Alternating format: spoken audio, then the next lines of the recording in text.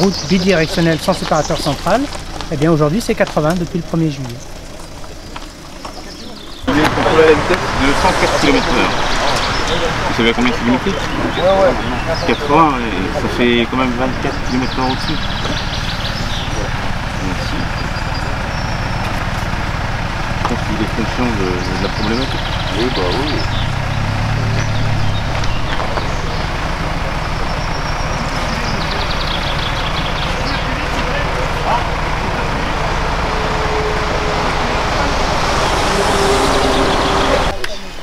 Parfait.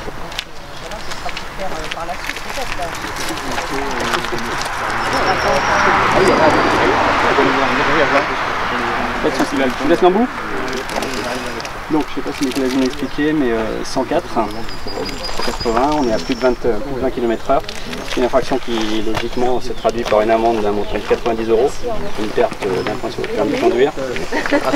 Aujourd'hui, exceptionnellement, une mesure vous est proposée de prévention et d'alternative aux poursuites. Si vous le souhaitez bien entendu, si vous préférez régler l'amende, on fait ça tout de suite aussi. Non. Donc voilà, l'opération de prévention, et que ça vous expliquait, déjà c'est renseigné de savoir si vous connaissiez cette mesure, vous en avez entendu parler. Vous saviez que cet axe était concerné par cette limitation? Oui, bah oui, pas vraiment tout. En fait, le principe c'est tout le réseau secondaire, hormis les autoroutes et les voies express, tout le réseau secondaire comme celui-ci, où les chaussées ne sont pas séparées par un terre-plein central physique, c'est-à-dire un rail de sécurité ou un muret, eh bien il n'y a pas de question à se poser, c'est limité à 80. Une ligne continue, une ligne discontinue n'est pas une séparation physique. Donc voilà, en gros c'est ça, c'est la mesure qui est en application depuis quelques jours, depuis le 1er juillet. L'objet de cette décision, elle a été prise dans le but de gagner des vies. Il faut savoir que ces routes secondaires sont quand même les axes les plus accidentogènes. La plus de la moitié des morts le sont sur le réseau secondaire comme ça. Et donc le gain espéré par cette mesure, ce serait de l'ordre de 3 à 400 vies sauvées. Il faut savoir que depuis les années 70, toutes les mesures qui ont pu être appliquées, ceinture, permis à points et ainsi de suite, ont à chaque fois eu un impact. Cette mesure, on sait très bien qu'elle n'est pas forcément populaire, mais elle aura probablement un impact. Et sur les spots de publicité que vous voyez à la télé en ce moment, il est souvent question des fameux 13 mètres.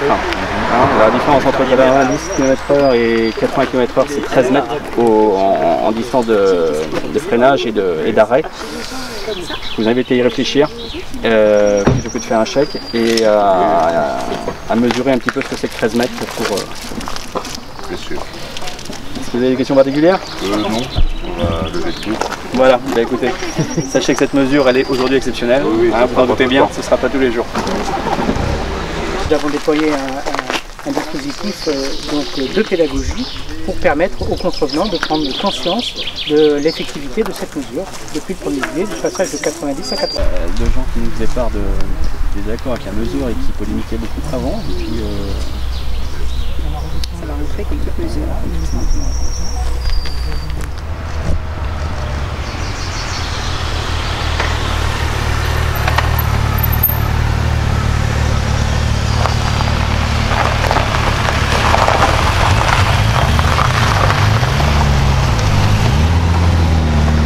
contrôle vitesse, vous avez été contrôlé en excès de vitesse, à l'instant à 94 km/h.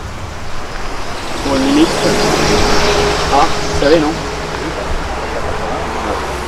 On est de 90 €, 45 € dans le cas précis, qui serait susceptible d'entraîner une perte de points, un point dans votre cas. Aujourd'hui, comme vous le constatez, on est dans une opération de prévention par rapport à cette mesure de 80 km/h, et il vous est proposé une alternative aux poursuites si vous le souhaitez. C'est-à-dire que si vous souhaitez régler l'amende, on peut le faire. Si vous souhaitez être exonéré de cette amende, il faut que vous acceptiez qu'on passe un petit peu de temps à discuter de cette mesure. Oh oui, faire comme ça. Je me doute bien. J'ai besoin de des points, moi je fais 90 km à l'année. Si vous voulez Notre objectif, c'est de lutter contre le nombre de morts sur la route, qui est trop important. Je rappellerai que 40 morts ont été constatés par le groupement de gendarmerie départementale du Morbihan en 2017. Et l'objectif, donc, c'est de faire baisser ce nombre de morts, à l'instar de ce que souhaite le gouvernement au niveau national. Et je rajouterai aussi les blessés qui causent toujours un traumatisme au sein des familles qui sont concernées. c'est un accident où on a deux gamines, c'est des gamines, 19 et 17 ans, c'est deux gamines. Deux sœurs. Qui sont, il y en a une qui est décédée, mais l'autre qui n'est pas décédée. Il n'y a pas de signe extérieur. Il n'y a pas de signe extérieur, si ce n'est que les pompiers ont été obligés de la réanimer au départ. Ils ont réussi à la récupérer, tant mieux pour elle. Mais extérieurement, il n'y a rien. C'est pas gagné pour elle. Non, c'est pas gagné, parce que déjà, elle va vivre avec son traumatisme corporel à elle, et elle va vivre avec le traumatisme de ce qu'elle a. La mort de sa sœur. La mort de sa sœur, la tristesse de ses parents, et tout. C'est des gens qui sont encore jeunes, les parents. Et donc, c'est ça qui est dramatique. Que l'on adopte pour avoir une répression utile et acceptée. Voilà, l'objectif c'est pas de faire des chiffres, l'objectif c'est pas de rapporter de l'argent, l'objectif c'est de faire comprendre qu'en situation de vitesse, eh bien on est dangereux pour les autres et pour soi-même.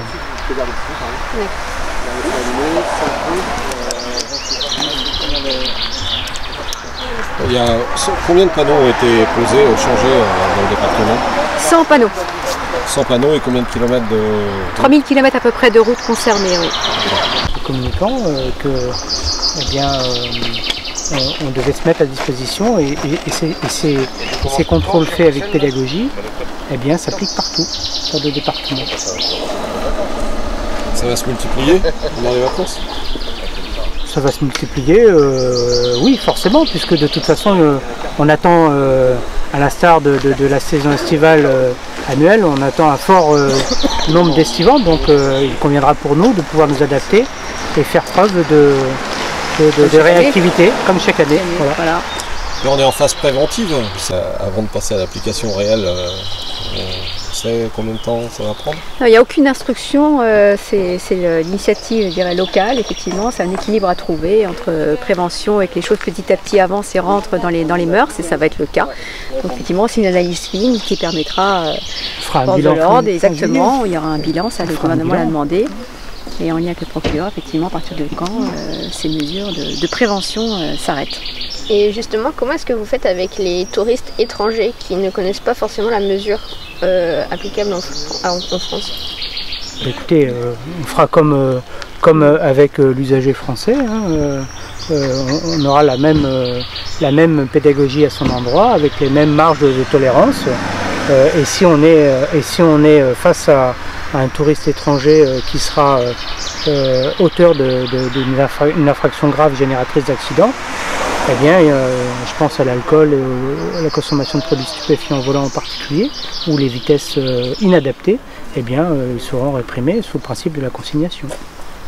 Le touriste étranger, quelque part, il n'a pas à subir un changement entre guillemets de réglementation. Donc il n'est pas, enfin, quand on va à l'étranger, on se renseigne sur les règles qui s'appliquent dans le pays dans lequel on va être. Donc aujourd'hui, s'ils viennent, ils savent que c'est 80 km/h s'ils se renseignent sur site internet, enfin, comme avant. Hein. Enfin, c'est peut-être pas non plus que c'était 90 avant. Enfin, on se renseigne quand on va quelque part. Oui, puis